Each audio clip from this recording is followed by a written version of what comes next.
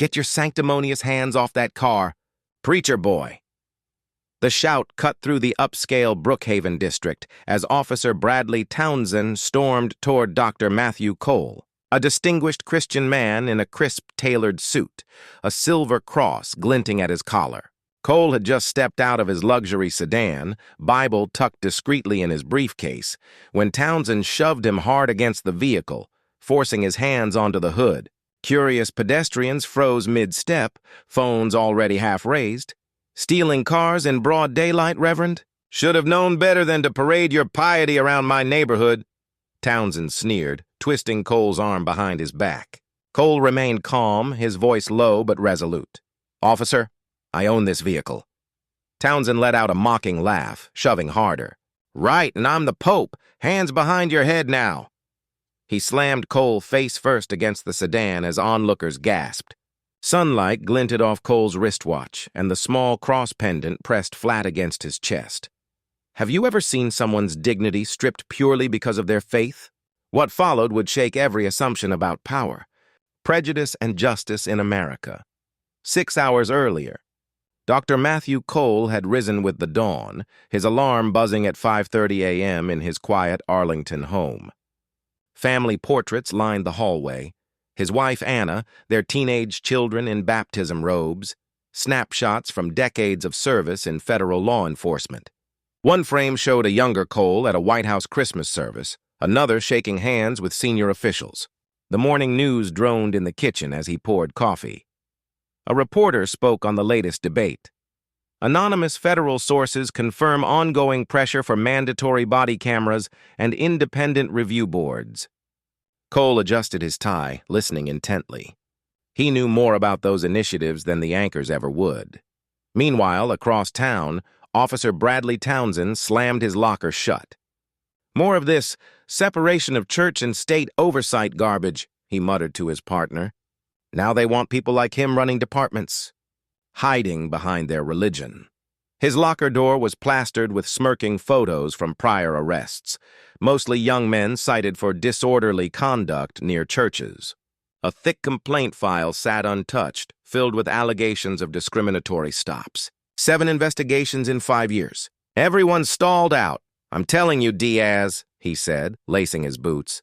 These so-called Christian patriots think they run the place. Let's see how they handle a little real-world lesson. By late afternoon, Cole was at his federal office, reviewing a file stamped Metropolitan Accountability Initiative, Phase 2. The pages told of troubling disparities, targeted stops, harassment reports, patterns of misconduct. His reforms demanded transparency, oversight, and accountability, policies hated most by men like Townsend. At 4:45 p.m., dispatch radioed, Reminder, all units, federal officials are conducting spot checks on body camera compliance today. All equipment must remain active, Townsend swore under his breath. He hadn't worn his camera consistently in months. With reluctance, he flicked it on. Cole left his office precisely at 5:30. Tonight's task was delicate, a community engagement at St. Peter's Hall, under the guise of a senior official. He liked to arrive early, Bible and briefing notes in tow. The irony wasn't lost on him. He'd been writing policies to protect people of faith from bias, only to face it in his own career more times than he could count. Townsend's radio crackled. Unit 47, possible car theft, Brookhaven District. Luxury sedan, suspect on scene. I'll handle it, he replied eagerly. Brookhaven was his playground. Affluent streets, sharp suits, visible crosses dangling from dashboards, easy targets for his contempt. Cole parked by the community center, checked his watch, and stepped out. 15 minutes early, as always. He straightened his tie, adjusted his cross necklace, and shut the car door. From across the street, Townsend's patrol vehicle screeched to a halt. His eyes locked on the gleam of the sedan, the tailored suit, the quiet confidence, and the cross. Everything that ignited his contempt. Neither man knew they were about to collide, one carrying decades of faith and service, the other fueled by bitterness and disdain. Get your sanctimonious hands off that car, preacher boy. Townsend bellowed, marching with theatrical aggression. Cole turned calmly, but his eyes were alert. He'd endured profiling before, but never so public, never with scripture literally pressed against his heart. "Good evening, officer. Is there a problem?" "Don't play holy with me." Townsend shoved him against the car, the cross digging into Cole's chest. "Hands on the roof, now." Cole complied, voice steady. "Officer, I believe there's been a mistake." "This is my vehicle." Townsend laughed loud enough for the crowd. "Your vehicle? What are you, a pastor moonlighting as a car thief? Or maybe a televangelist with a secret scam?" Phones lifted higher. Murmurs grew. Cole remained composed. "I serve the federal government." That sent Townsend into hysterics. He yanked Cole's wallet out with a flourish. "Federal government? What are you, chaplain at the post office?" "Don't preach at me, holy man." The crowd thickened. Some gasped, others muttered. Cole's documents scattered across the pavement as Townsend searched, Bible pages slipping free, fluttering in the evening air. Rodriguez, a younger officer arriving late, froze when he spotted federal seals stamped across multiple files. "Brad," Rodriguez whispered, tugging nervously. "Maybe slow down." Slow down. He's a fraud with a sermon. These people always think their cross gives them a free pass. Cole's phone buzzed from his pocket. The ID was visible even through the fabric. Deputy Director Carter. Urgent. Rodriguez saw it. His blood ran cold. Cole lifted his head, voice rising, not pleading but commanding. "Officer Townsend, I strongly advise you to reassess immediately. Call your supervisor. This situation will not end how you expect." "Advise me?" Townsend barked, shoving harder.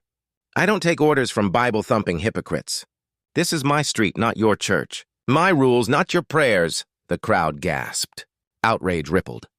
Phones zoomed closer, and the stage was set. America watching. Power clashing with prejudice, faith colliding with arrogance. Someone shouted, "This is completely wrong." Another voice called out, "Leave that Christian man alone." A teenager, cross-pendant flashing in the glow of her phone screen, yelled, "This is going viral, officer!" Townsend fed off the attention like gasoline on open flame, his swagger growing more theatrical and cruel by the second. "Everyone step back.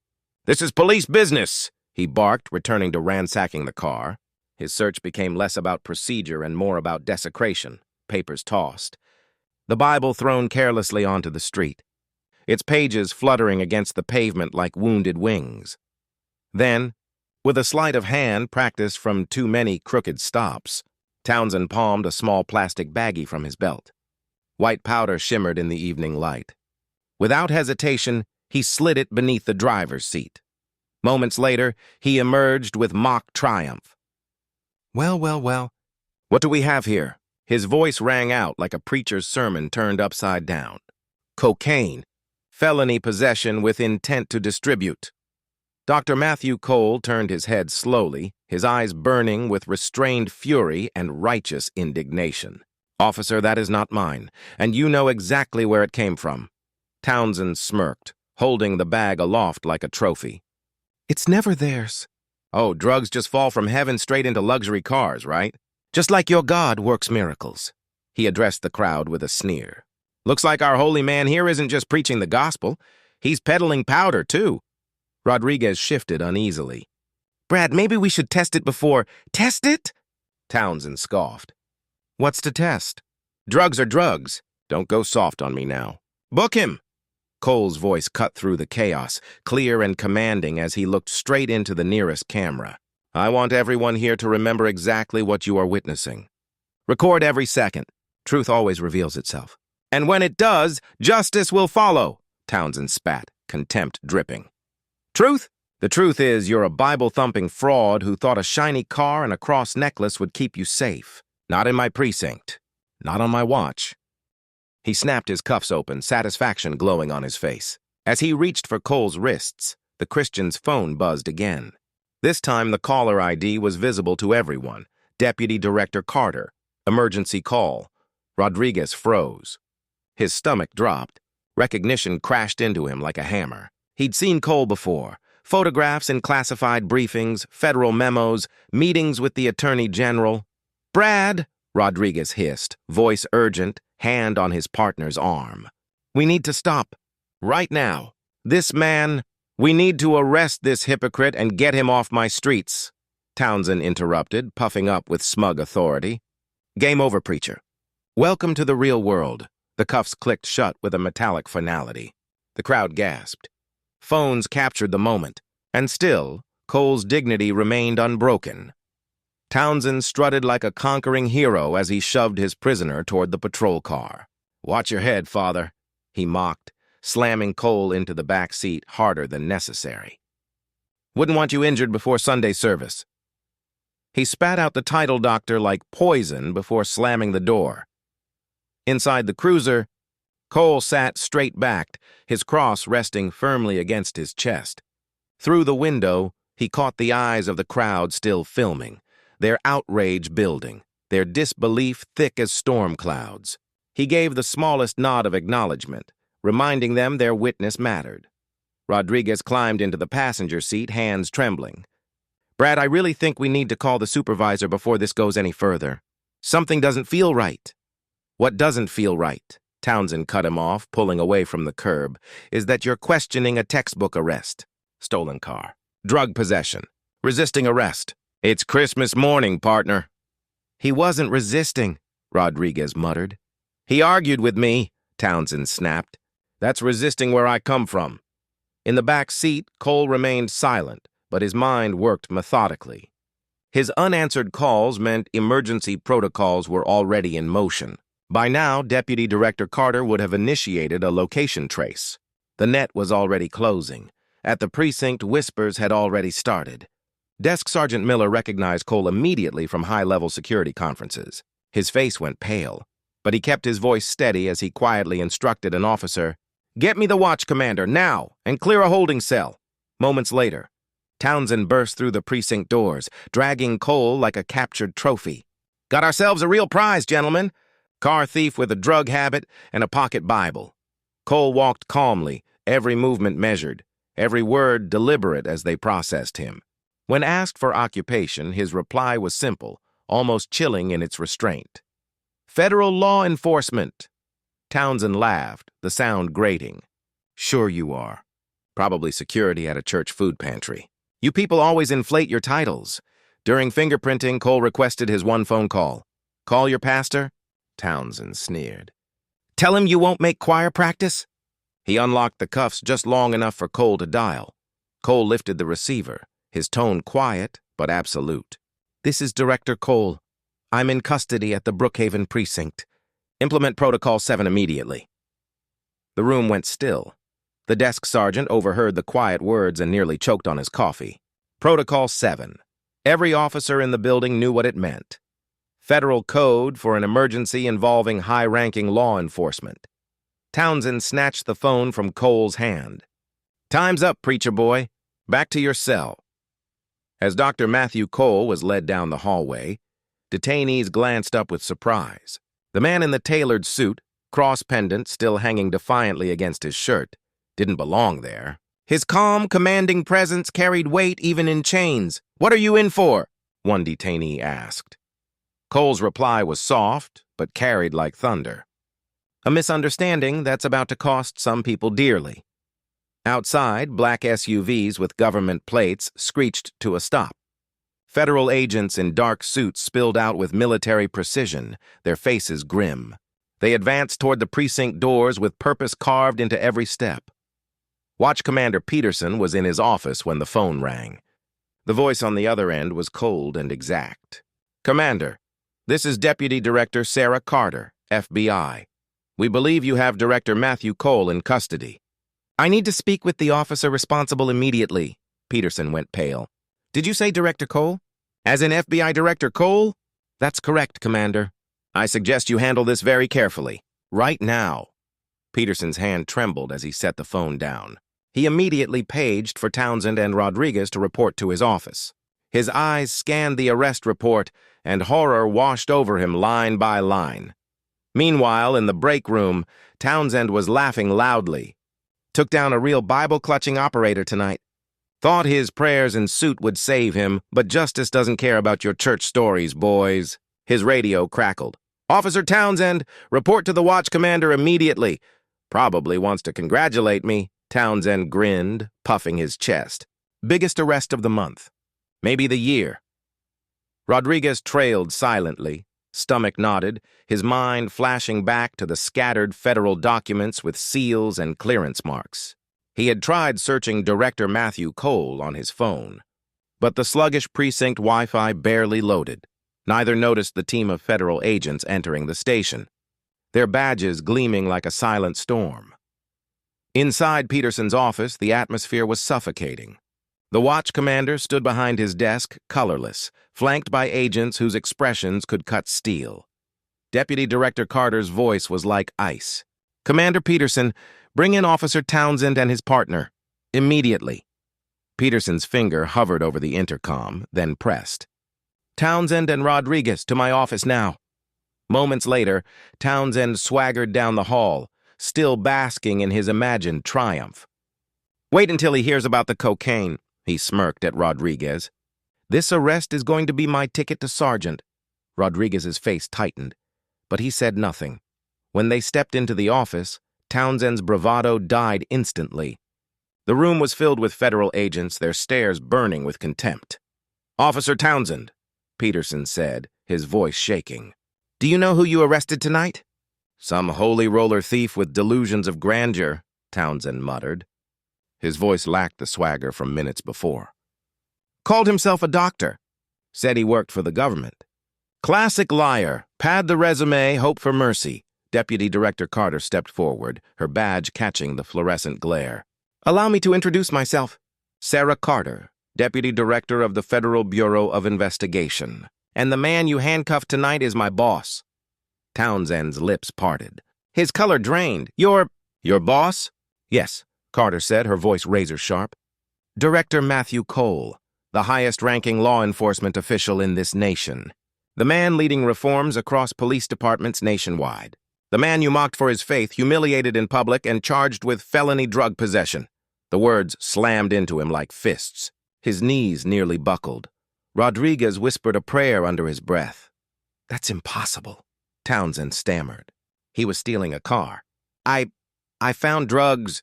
"You mean the drugs you planted?" Agent Morrison interrupted, stepping forward with a tablet. On the screen, Townsend's every move was crystal clear. Body cam footage, Rodriguez's feed, and over a dozen civilian videos. The moment he palmed the bag, the slide beneath the seat, the manufactured evidence, Townsend's throat went dry. He gripped a chair for balance. I didn't know." "You didn't know," Carter shot back, voice rising with fury barely contained, "because you didn't want to know. You saw a Christian man in a fine suit, a cross on his chest, and your prejudice did the thinking for you. You mocked his faith, weaponized your badge, and disgraced this department." "Officer Townsend," Peterson said, voice flat and final, "you are suspended immediately pending full investigation. Badge and weapon now." With trembling hands, Townsend removed the badge that suddenly weighed 100 pounds and set it on the desk. His service weapon followed with a hollow thud that echoed in the silent room. "Where is Director Cole now?" Carter demanded. Peterson swallowed hard. "Holding cell 3. Carter's glare was ice and fire all at once. "Get him! Remove the cuffs, and prepare a formal apology." The room was silent except for the sound of Townsend's career collapsing into dust. As Peterson rushed out, Carter turned back to Townsend, who looked like he might collapse where he stood. "Do you understand what you've done?" she demanded, her voice cold as steel. "The man you arrested has spent his entire career fighting police misconduct. He's the architect of every reform you've been ridiculing. The body camera requirements, the federal oversight protocols, the training initiatives. All his work." Rodriguez cleared his throat, speaking quietly. "Ma'am, I tried to stop him. I saw some of the documents. I knew something was off. I told him to slow down." Carter gave him a sharp nod. "We're aware, Officer Rodriguez. Your conduct will be reviewed separately, but preliminary evidence suggests you attempted to prevent this disaster." Footsteps echoed in the hallway. Peterson returned, his face pale, followed by a sergeant unlocking Cole's handcuffs with trembling hands. The silver cross pendant lay against Cole's chest as he rubbed his wrists, calm and unshaken despite the ordeal. "Director Cole," Carter said, stepping forward with relief in her eyes. "Sir, are you injured? Do you need medical attention?" "I'm fine, Sarah," Cole answered quietly, his voice carrying the weight of his authority and his faith. "But we have work to do." Then he turned toward Townsend. The officer kept his gaze fixed on the floor, chest heaving, shame painted across his face. The room held its breath. "Officer Townsend," Cole said, his tone steady but unyielding. "Look at me." Slowly, Townsend raised his eyes, his mask of arrogance gone, replaced with raw fear. "Do you understand what happened here tonight?" Cole asked, his voice firm, resonant, impossible to ignore. "You didn't just arrest an innocent man. You provided a living example of everything broken in this system. Your actions will serve as a case study in misconduct and corruption." "Director, I'm sorry. I didn't know who you were," Townsend stammered. "That's exactly the problem," Cole said, his voice rising with righteous conviction. "You should not need to know who I am to treat me with basic human dignity. You shouldn't need to see a badge to follow the law. You shouldn't need my position to stop yourself from planting evidence. And above all, you shouldn't see a man wearing a cross and assume he's a criminal." The room went dead silent, the fluorescent lights buzzing faintly above. Townsend's voice trembled. What happens now?" Agent Chen answered coldly before Cole could speak. "What happens is a full federal civil rights investigation. Criminal charges for evidence tampering, false arrest, violation of civil rights under color of law. And that's just the beginning." Cole straightened his tie, his cross pendant catching the light as he looked around the room. "What happens now," he declared, "is that we turn this disgrace into change. This is no longer about one prejudiced officer. It's about an entire broken culture." He turned sharply to Peterson. "Commander, I want every arrest Officer Townsend has made in the last 2 years pulled. Every complaint, every stop, every use of force. If there's a pattern, and I know there is, we will uncover it. The transformation was complete. The man humiliated in cuffs only moments before now stood revealed as the most powerful law enforcement figure in the nation. The hunter had become the hunted. Justice, delayed but not denied, was finally beginning to turn its wheels. Officer Bradley Townsend's world had collapsed entirely, and he was only beginning to grasp the true cost of his prejudice and his contempt for faith. Within hours, the FBI field office was alive with activity. Director Cole personally directed the creation of a sweeping task force. Screens lit up with arrest records, complaint logs, and misconduct files. Forensics experts examined the planted baggie under microscopes. The scale of the investigation was unprecedented. A sitting FBI director, profiled, humiliated, and framed for being openly Christian. The fallout would ripple across every department in the country. And for the first time in years, Cole knew real accountability was within reach. "Director, we've completed the preliminary evidence analysis," Agent Rodriguez reported. "Not the officer, but the FBI investigator. The substance Townsend planted was nothing more than powdered sugar mixed with baking soda. Street value, about 50 cents. But the federal charges he'll face carry 25 years to life." Dr. Matthew Cole nodded grimly, his eyes fixed on the damning body camera footage looping on his laptop. 12 angles, his own, Rodriguez's, and countless civilians, showed every second of Townsend's scheme, planting the bag, mocking Cole's faith, ignoring procedure. Frame by frame, the truth was undeniable. "What about his arrest history?" Cole asked. "I want everything." Agent Morrison's face darkened as he pulled up records across 3 glowing monitors. "Sir, it's worse than we imagined. Townsend made 847 arrests in 5 years. Of those, 612 involved men wearing visible Christian symbols, cross necklaces, lapel pins, Bibles in their cars, or even church bumper stickers. That's over 72% in a district where Christians account for less than 30% of the population. The statistical disparity is staggering." Cole's jaw clenched. "Targeting people of faith," Morrison nodded. "And here's the smoking gun. 89% of his so-called drug arrests against Christians were later dismissed or reduced due to lack of evidence or procedural corruption. The number suggests the evidence was fabricated from the start." He clicked to another file. We've identified at least 47 cases with identical patterns. Expensive cars. Professional-looking Christian men in their 30s to 50s. Mysterious drug discoveries during routine stops. Same script, over and over. Cole stood abruptly, pacing, cross-pendant glinting against his shirt. Each statistic represented not just data, but a ruined reputation, a family torn apart. A person humiliated for nothing but carrying their faith openly. Deputy Director Carter entered, a thick file tucked under her arm. Her expression was grave. "Sir, testimonies are pouring in." Social media exploded after Townsend's arrest. Victims are coming forward by the hour. The stories are heartbreakingly consistent. She spread the file open. Photographs and case summaries covered the table. Dr. Michael Thompson, she began, cardiovascular surgeon, arrested for suspicious loitering outside his hospital after a 16-hour shift. He still had his scrubs on. Spent the night in jail. 3 surgeries canceled. Patients had to be rescheduled. Cole studied the mugshot. A respected surgeon still wearing his ID badge, eyes hollow from exhaustion. Professor James Lambert, Carter continued. Tenured economics professor at Columbia.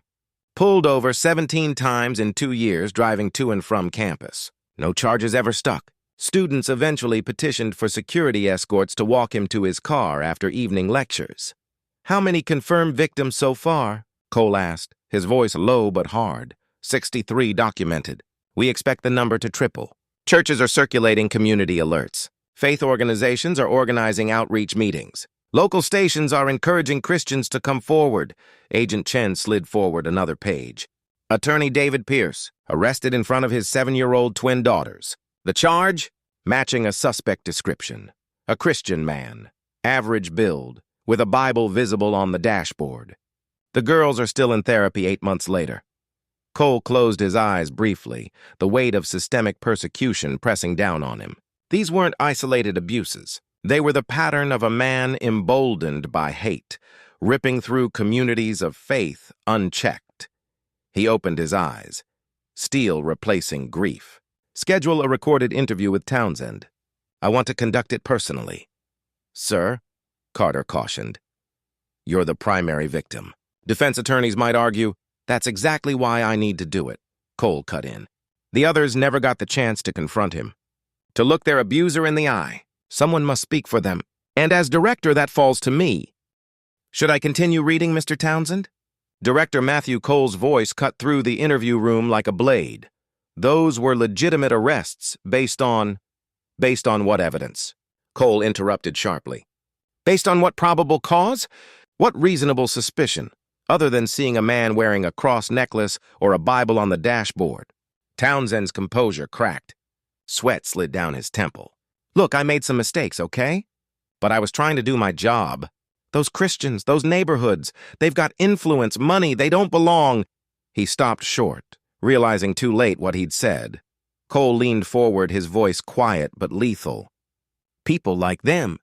Please finish that sentence, Mr. Townsend. I want to hear exactly what you mean. The silence dragged for nearly a minute before Townsend muttered, I don't know what I meant. You meant Christians, Cole replied, his tone turning cold and precise. You saw my cross and made every assumption from that single detail. My education, my career, my right to drive a car I worked for, my right to walk in that neighborhood, my right to basic human dignity, all erased by your prejudice. Cole spread crime scene photos across the table, the planted baggie in glaring detail. Explain this, Mr. Townsend. I found it in your car during a routine. Stop. We have 12 different camera angles showing you palm that baggie from your belt and slip it under my seat. We have forensic analysis proving it was baking soda mixed with sugar. We have your fingerprints all over the plastic, but not a single trace of powder anywhere else in my vehicle. Do you want to reconsider your answer? Townsend sagged, staring at the table. How many other times, Mr. Townsend? Cole pressed. How many other Christians did you frame? I never meant to hurt. Now, that's not my question. I asked for a number. The silence pressed in until Townsend whispered, Sometimes you find things on a second search that weren't visible at first. Cole's eyes narrowed. That's still not an answer. How many innocent people of faith did you knowingly frame? Townsend's voice cracked, barely audible. Maybe a few times, when I knew someone was guilty of something but couldn't prove it. I just wanted drugs off the street. I thought I was protecting the community. Cole's voice turned to ice. No, you decided you were judge, jury, and executioner. You convicted people in your mind because of their faith and manufactured evidence to match your bias. For 3 grueling hours, Cole dismantled Townsend's defenses piece by piece, walking through case after case. Townsend's excuses dissolved into halting confessions, revealing years of systemic targeting. By the end, he sat hollow-eyed, broken. Cole stood, straightened his tie, and let the cross at his chest shine plainly. Mr. Townsend, your actions didn't just hurt individuals. You undermined public trust, corrupted justice, and violated the oath you swore as an officer. The federal government will prosecute you to the fullest extent of the law. He reached for the door. Townsend's voice cracked in desperation. What if I cooperate? What if I name others? Cole turned slowly, his expression unreadable.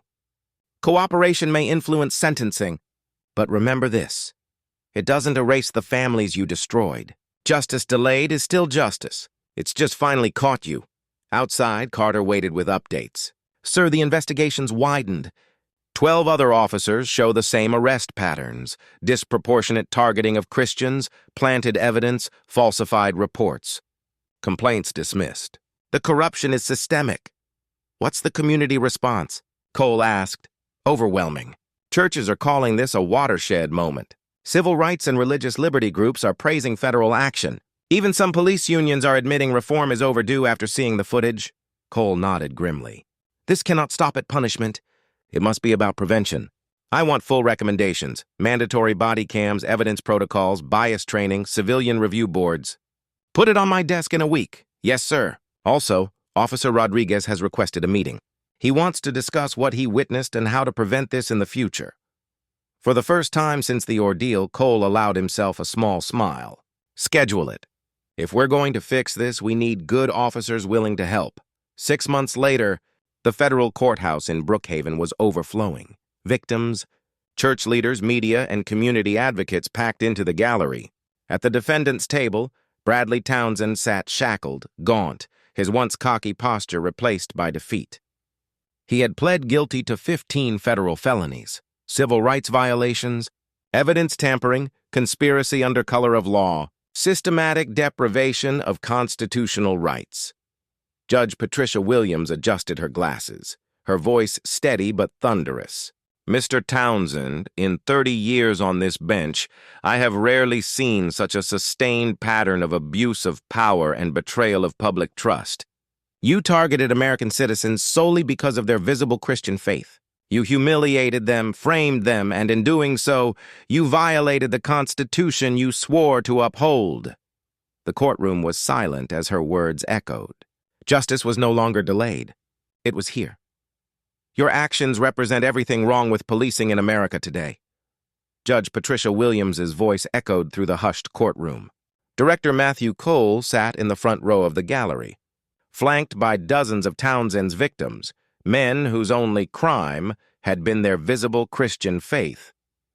Dr. Michael Thompson, the surgeon forced to miss critical operations after a wrongful arrest, sat beside Professor James Lambert, the economics scholar repeatedly harassed on his commute home.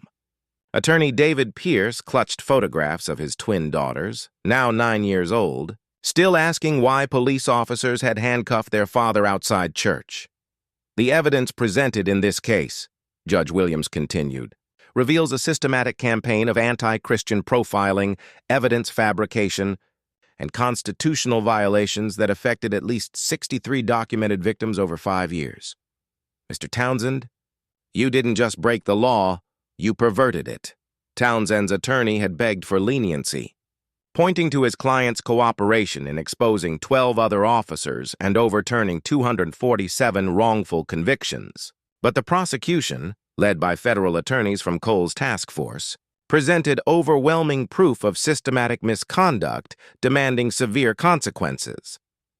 Before I pronounce sentence, Judge Williams said, turning her gaze to the packed gallery, I want to address the broader implications of this case.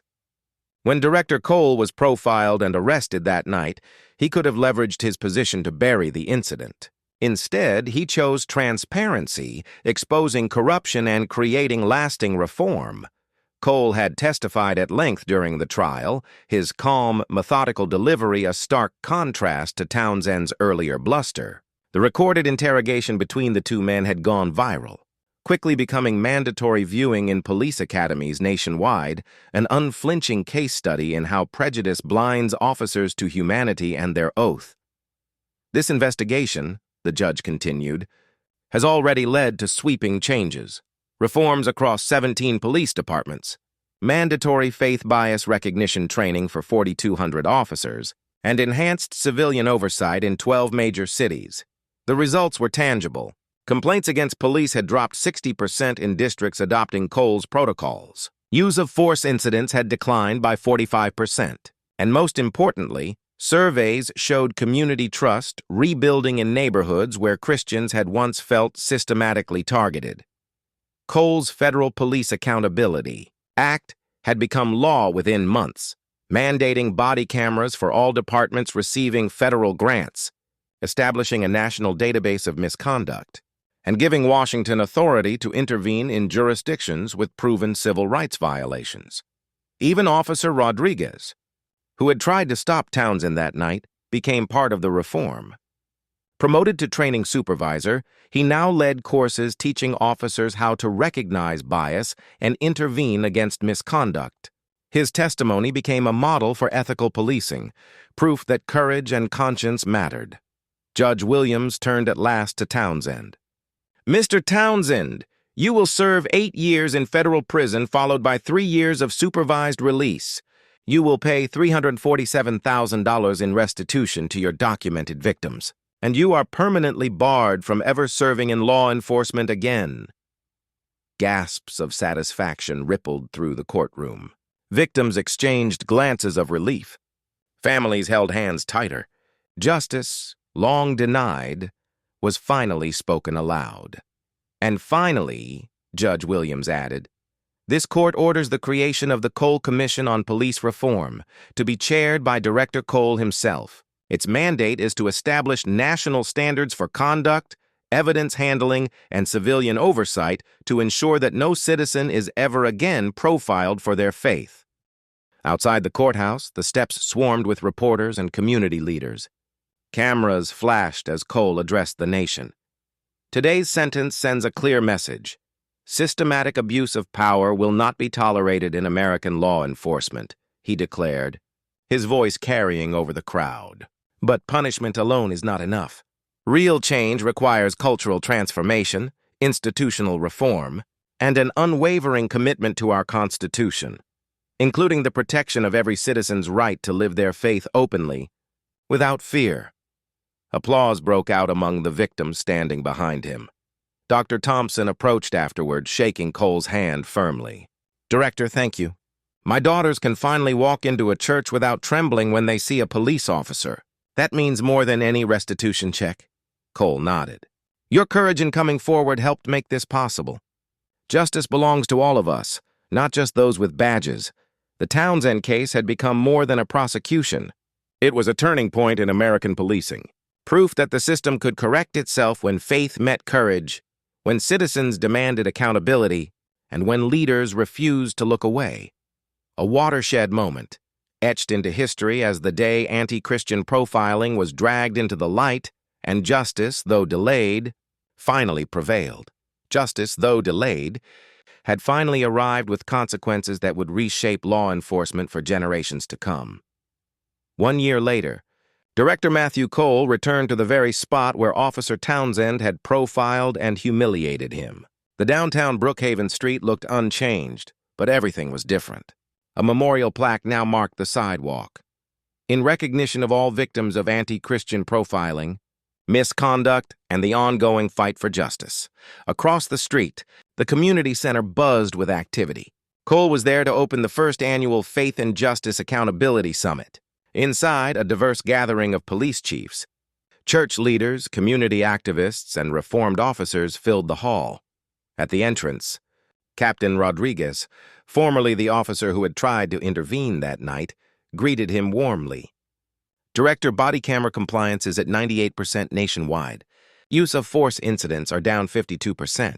More importantly, every Academy recruit now completes 40 hours of training in bias recognition and constitutional rights. Cole smiled, genuinely moved by the progress. And the community response? Mixed, Rodriguez admitted, but improving. Congregations that once refused to cooperate with police are opening their doors again. Trust is fragile, but it's coming back.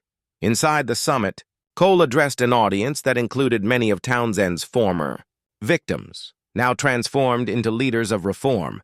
Dr. Thompson had launched a foundation to provide legal aid for people targeted because of their faith. Professor Lambert was designing a national curriculum on cultural competency for law enforcement.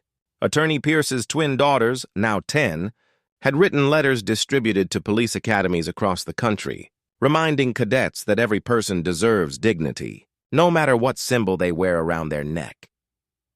Systematic change doesn't happen overnight, Cole told the packed auditorium. It takes vigilance, it takes courage, and it takes the honesty to confront uncomfortable truths about bias and abuse of power. Behind him, screens displayed hard-won statistics. For 7 wrongful convictions overturned $12.3 million in victim compensation. Distributed 17 police departments comprehensively reformed.